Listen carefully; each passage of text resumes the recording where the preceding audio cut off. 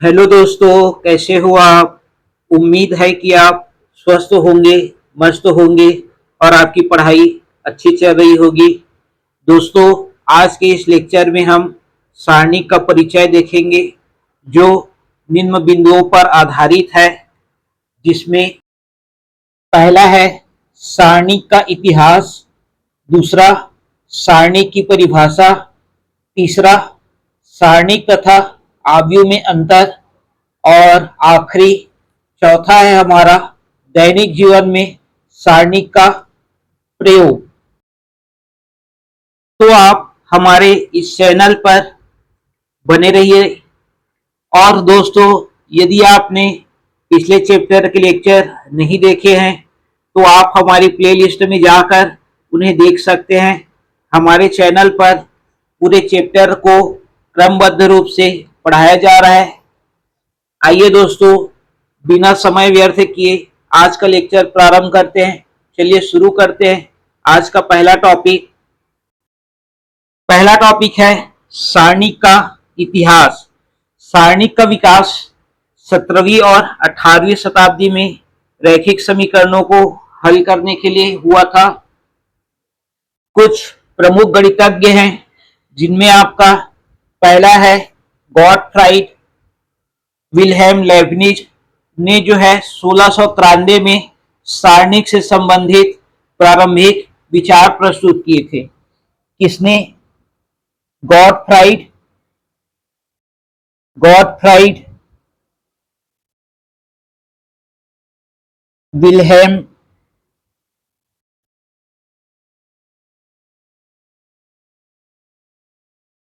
लेibniz Wilhelm लेibniz ने जो है 1693 में सबसे पहले, ठीक है, सबसे पहले गॉटफ्राइड विल्हेम लेibniz ने जो है 1693 में सारणिक से संबंधित प्रारंभिक विचार प्रस्तुत किए थे। उसके बाद गैब्रियल गैब्रियल क्रेमर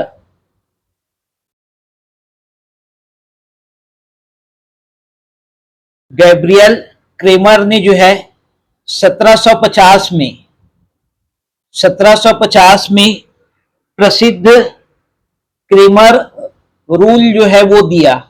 क्या रूल दिया?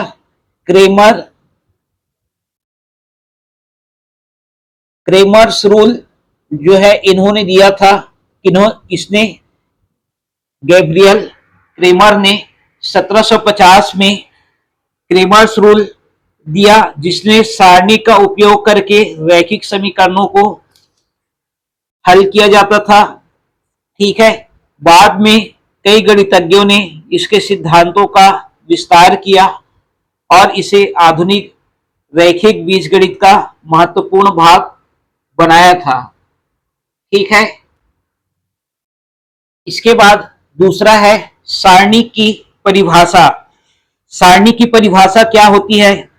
तो जब किसी वर्ग आव्यूह के अवयवों को एक विशेष नियम के अनुसार व्यवस्थित करके एक संख्यात्मक मान प्राप्त किया जाता है तो उसे सारणिक कहते हैं।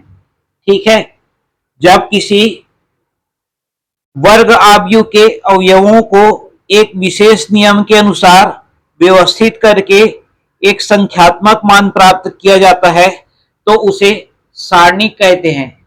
ठीक है, उदाहरण के रूप में जैसे कि हम यहां पास देखेंगे कि मान लेते हैं ए एक वर्ग आव्यूह है जिसका मान ए सी बी डी है। ठीक है, ए जो है एक क्या है? वर्ग आव्यूह है। ठीक, तो इसका सारणिक क्या हो जाएगा? इसका सारणिक जो है वो आपका ए डी -BC, ये आपका क्या होगा, सारणिक होगा। ठीक है, क्या होगा, सारणिक होगा।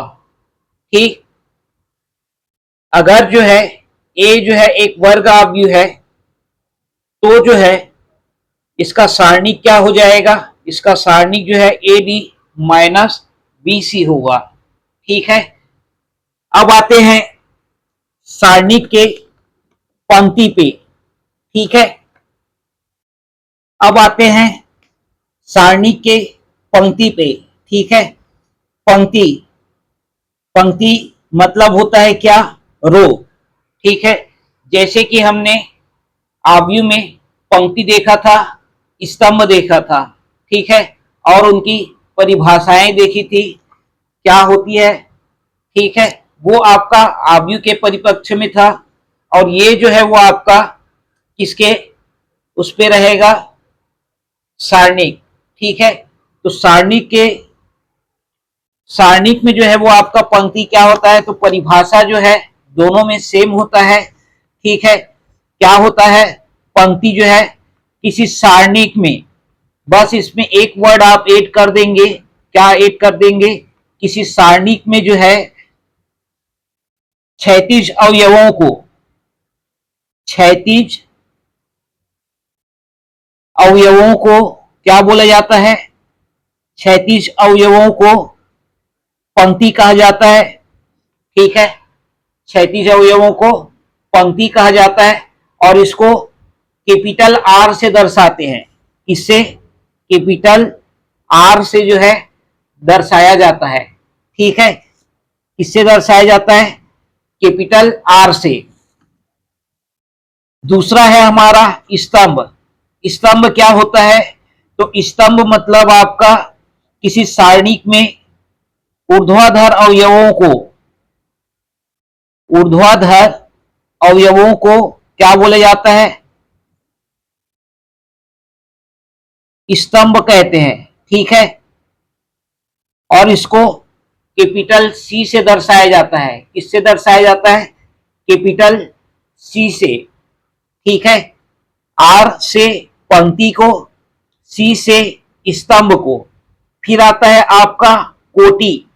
अगर किसी सारणिक में एन पंक्ति है, कितने, एन जो है वो आपके पंक्ति है,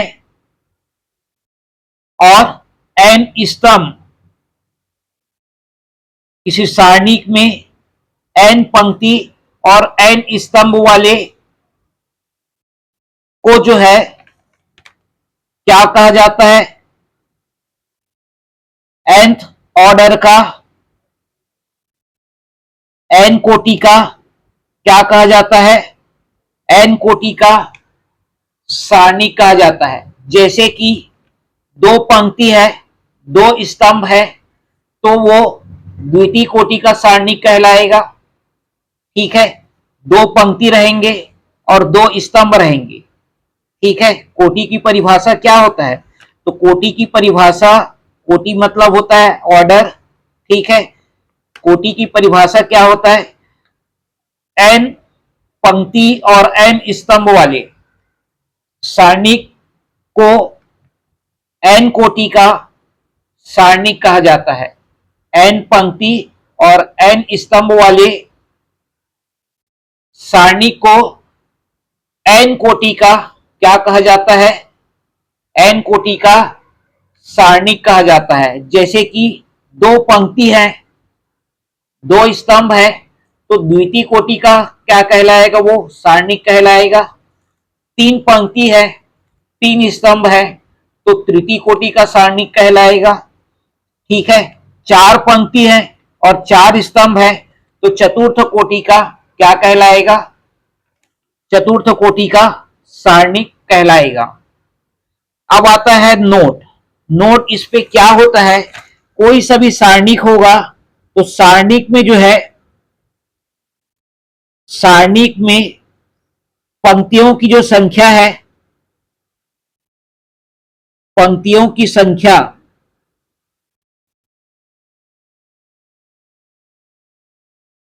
पंक्तियों की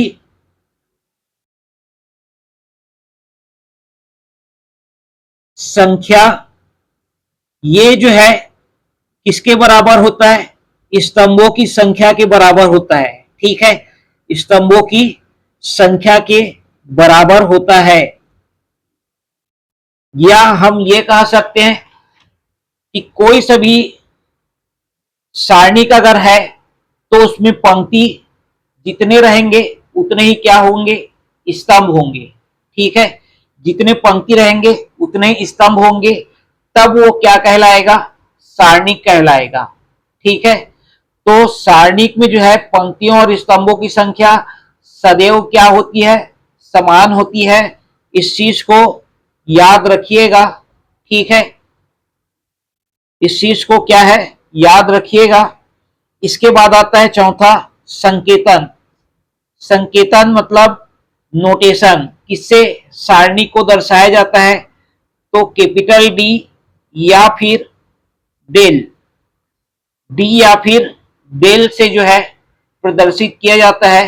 किसको? किसी भी सारणी को। ठीक है, किसी भी सारणी को क्या है? डी या फिर डेल से प्रदर्शित करते हैं।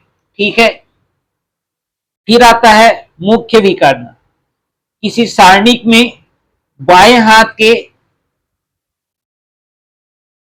किसी सारणिक में बाएं हाथ के ऊपरी सिरे से दाएं हाथ के निचले सिरे में विकर्ण के जो अनुदिश क्या होता है? अवयव होता है, उसको हम बोलते हैं क्या? मुख्य विकर्ण। ठीक है, दाएं हाथ के ऊपरी सिरे मतलब ए। ठीक है, बाएं हाथ के ऊपरी सिरे से दाएं हाथ के निचले सिरे, बाएं हाथ के ऊपरी सिरे से दाएं हाथ के निचले सिरे में विकर्ण के अनुदिश जो आपका अवयव होता है उसको बोलते हैं क्या? जो विकर्ण होता है उसको बोलते हैं मुख्य विकर्ण, और जो अवयव होता है उसको हम बोलते हैं क्या? मुख्य विकर्ण के अवयव। ये आपका मुख्य विकर्ण होगा। कौन सा? ये। ठीक है, कौन सा? ए, ई और आई, ये आपका क्या हो जाएगा? मुख्य विकर्ण होगा। ठीक है, ये सारणिक के बारे में कुछ महत्वपूर्ण पॉइंट था जिनको आपको जानना जरूरी था। जिसपे आपका पहला था पंक्ति, दूसरा था स्तंभ, तीसरा था कोटि, चौथा आपका संकेतन, पांचवा मुख्य विकर्ण। ठीक है, तो ये कुछ महत्वपूर्ण बिंदु है जिनको आपको याद रखना आवश्यक है। ठीक है, इसके बाद देखते हैं अगला टॉपिक। अगला टॉपिक है तीसरा, आव्यूह तथा सारणिक में अंतर। आव्यूह और सारणिक में क्या अंतर होता है? तो इसको जो है हम निम्न निम्न बिंदुओं पर देखेंगे। यहां पर यहां जो है हम इसको दो भागों में बांट लेते हैं। पहला भाग आव्यूह और दूसरा भाग सारणिक। इनमें जो है क्या जो है मुख्यतः अंतर होता है? तो जो है सबसे पहला है इसका स्वरूप। ठीक है, इसका जो स्वरूप है, पहला जो पॉइंट है वो है इसका स्वरूप। ठीक है, तो आव्यूह का जो स्वरूप होता है वो होता है आपका पंक्तियों पंक्तियों तथा स्तंभों का समूह होता है। ठीक है, आव्यूह क्या होता है? तो पंक्तियों तथा स्तंभों का क्या होता है? ये समूह होता है। ठीक है, और सारणिक एक संख्यात्मक मान को बोलते हैं। एक संख्यात्मक जो मान होता है, ठीक है, वो आपका क्या होता है? सारणिक होता है। ठीक है, सारणिक क्या होता है? तो एक संख्यात्मक मान होता है। दूसरा है इसका संकेत। संकेत कैसे आप पहचानेंगे? संकेतन नहीं, संकेत। ठीक है, संकेत क्या है? आव्यूह का जो संकेत है आपको पहले ही बताए थे, छोटा कोष्ठक, ठीक है, छोटा कोष्ठक, डबल बार या फिर बड़ा कोष्ठक से इसको क्या किया जाता है, दर्शाया जाता है। जबकि सारणिक को जो है सिंगल जो है वो आपका बार से दर्शाया जाता है, ठीक है। मतलब अगर आपको पहचान करने के लिए बोला जाता है क्या कि कौन सा आव्यूह है, कौन सा सारणिक है, तो उसमें जो है वो आपका उसकी पहचान क्या होगी, छोटा कोष्ठक, डबल बार या फिर आपका बड़ा कोष्ठक होगा तो वो आव्यूह होगा। सारणिक सिंगल जो है वो लाइन आपका रहता है, ठीक है, उनके बीच अवयवों की संख्या रहती है जिसमें पंक्ति और स्तंभ क्या होते हैं, रहते हैं, ठीक है। तीसरा है परिणाम, इसका रिजल्ट क्या होता है, इसका रिजल्ट जो है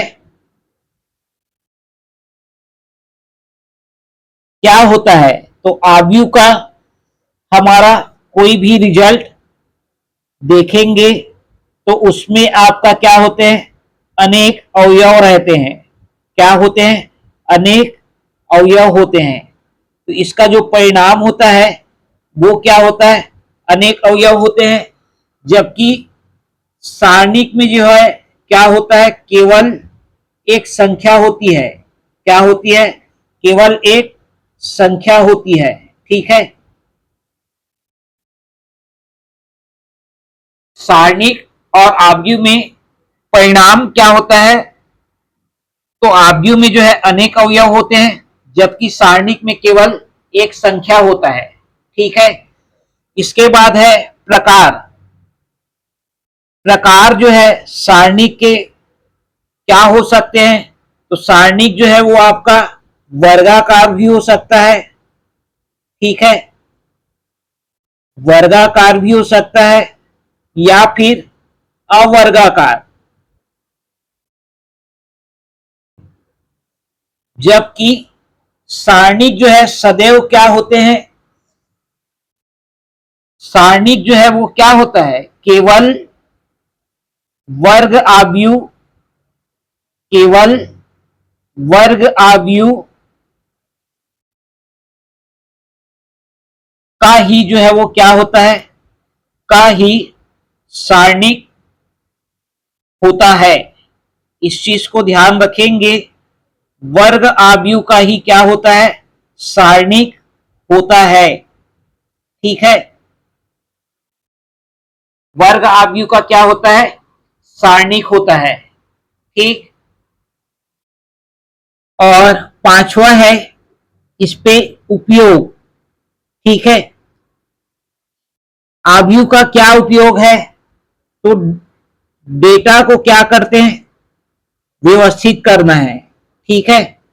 डेटा जो रहता है उसको क्या करता है, व्यवस्थित करता है आव्यूह, ठीक। जबकि सारणिक क्या होता है, आव्यूह के गुणों का अध्ययन करते हैं, ठीक है। सारणिक में क्या करते हैं, आव्यूह के आव्यूहों के गुणों का अध्ययन, ठीक है, ये किया जाता है सारणिक में। तो ये कुछ प्रमुख अंतर थे जिसपे आपका पहला था स्वरूप, दूसरा था संकेत, तीसरा था परिणाम, चौथा था प्रकार और पांचवा था उपयोग, ठीक है। इसके बाद है इसके बाद है मान लेते हैं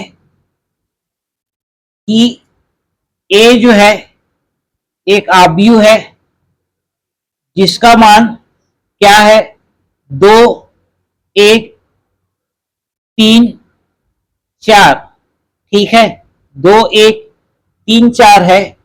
तब जो है इसका सारणिक क्या हो जाएगा, इसका सारणिक होगा आपका 2, 1, 3, 4, ठीक है।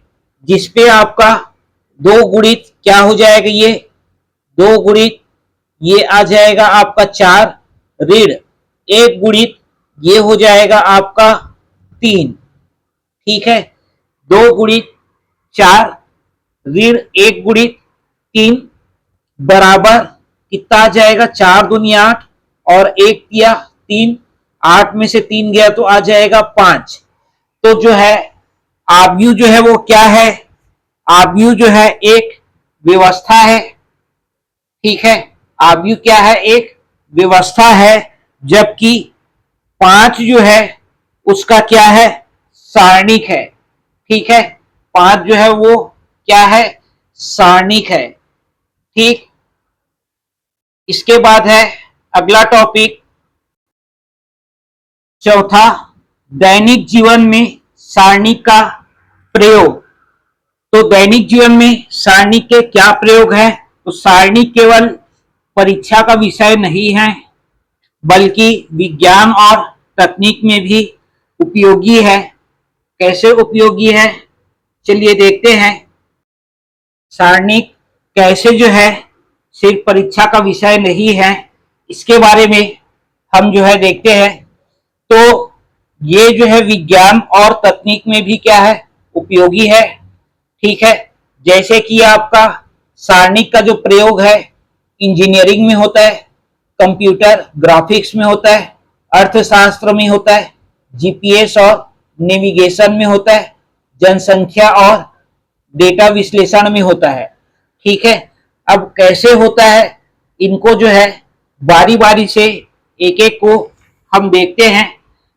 पहला है आपका इंजीनियरिंग में। ठीक है, इंजीनियरिंग में जो है कैसे सारणी का प्रयोग होता है, तो बड़े बड़े विद्युत तथा यांत्रिक सिस्टम में अनेक समीकरण बनते हैं, जिनको सारणी की सहायता से क्या किया जाता है, यह जांचा जाता है कि उन समीकरणों का हल संभव है कि नहीं। इस तरह से जो है इंजीनियरिंग में सारणी का क्या होता है, प्रयोग होता है।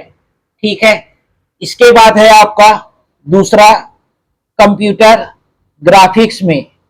कंप्यूटर ग्राफिक्स में कैसे होता है, तो जो आपका मोबाइल गेम है, 3D एनिमेशन और कैड सॉफ्टवेयर में जो है चित्रों को घुमाने तथा बड़ा छोटा करने तथा स्थान बदलने के लिए जो है वो आव्यूह और सारणिक दोनों का क्या किया जाता है, प्रयोग किया जाता है। किस पे, कंप्यूटर ग्राफिक्स में। आपको पहले ही बता चुके आव्यूह वाले में भी कि कंप्यूटर ग्राफिक्स में भी जो है वो आव्यूह का प्रयोग होता है पिक्सल के लिए। ठीक है, पिक्सल जो छोटे छोटे रहते हैं वो आपके पंक्ति और स्तंभ में विभक्त रहते हैं करके। तो आव्यूह और सारणिक दोनों में जो है कंप्यूटर, आव्यूह और सारणिक दोनों का जो है प्रयोग कंप्यूटर ग्राफिक्स में होता है। ठीक है, इसके बाद है तीसरा अर्थशास्त्र में। अर्थशास्त्र में कैसे जो है सारणिक का प्रयोग होता है, तो कई आर्थिक चर के बीच संबंधों का विश्लेषण करने के लिए रैखिक समीकरणों का क्या किया जाता है, प्रयोग किया जाता है, जिन्हें हल करने के लिए सारणिक का क्या किया जाता है, प्रयोग करते हैं। ठीक है, तो इस तरह से जो है अर्थशास्त्र में भी जो है किसका प्रयोग होता है, सारणिक का प्रयोग होता है। इसके बाद आता है चौथा, जीपीएस और नेविगेशन में। लोकेशन ज्ञात करने के लिए जो है कई गणनाएं हम लोगों को क्या करनी पड़ती है। ठीक है, क्या होता है, लोकेशन ज्ञात करने के लिए कई गणनाएं की जाती है। ठीक है, लोकेशन जैसे हम किसी का भी लोकेशन हम लोग क्या करते हैं, पता करते हैं। ठीक है, जीपीएस सिस्टम से। तो उसके लिए क्या किया जाता है, कई गणनाएं करनी पड़ती है। ठीक है, और इन गणनाओं में जो है इन इन गणनाओं में जो है किसका प्रयोग होता है, आपका आव्यूह और सारणिक का प्रयोग होता है। तो इस तरह से जो है जीपीएस में भी जो है वो आपका और नेविगेशन में भी किसका प्रयोग होता है, आव्यूह और सारणिक का प्रयोग होता है। इसके बाद है आखिरी, जनसंख्या और डेटा विश्लेषण में। जनसंख्या और डेटा विश्लेषण में कैसे प्रयोग होता है? तो बड़े डेटा को व्यवस्थित करने और विभिन्न चर के बीच संबंध ज्ञात करने में रैखिक बीजगणित का उपयोग किया जाता है। किसका उपयोग किया जाता है? रैखिक बीजगणित का उपयोग करते हैं, जिसमें सारणी का महत्वपूर्ण भूमिका क्या होता है। ठीक है, तो इस तरह से जो है जनसंख्या और डेटा विश्लेषण में भी जो है सारणी का क्या होता है? प्रयोग होता है। ठीक, तो इस पे याद रखने वाली कुछ महत्वपूर्ण पॉइंट है कि जो है वो आपका आव्यूह जो होता है और सारणी, ये दोनों क्या होते हैं? तो आव्यूह जो होता है वो होता है संख्याओं की व्यवस्था। क्या होती है? संख्याओं की व्यवस्था होती है आव्यूह। जबकि सारणी क्या होता है? उस व्यवस्था से प्राप्त एक संख्यात्मक मान होता है। ठीक है, आव्यूह क्या होता है? संख्याओं की व्यवस्था होती है। तो सारणी क्या होता है? उस व्यवस्था से प्राप्त एक संख्यात्मक मान होता है। ठीक है, तो इस तरह से जो है सारणी मुख्य रूप से यह बताने में क्या करता है? मदद करता है कि कोई वर्ग आव्यूह व्युत्क्रमणीय है या नहीं है, तथा रैखिक समीकरणों का हल अद्वितीय है या नहीं है। ये बताने में जो है वो सारणी क्या करता है? मुख्य भूमिका निभाता है। ठीक है, तो दोस्तों आज के इस लेक्चर में बस इतना ही। अगले लेक्चर में हम प्रश्नावली 4.1 को विस्तार से समझेंगे और उसके सभी महत्वपूर्ण प्रश्नों को हल करेंगे। यदि आपको हमारा यह लेक्चर उपयोगी लगा हो तो वीडियो को लाइक और शेयर अवश्य करिए, ताकि अन्य विद्यार्थियों तक भी यह जानकारी पहुंच सके। अपनी राय और प्रश्न कमेंट्स में जो है जरूर लिखिए और मैथ्स बाय अविनाश चैनल के साथ जुड़े रहिए। Thank you.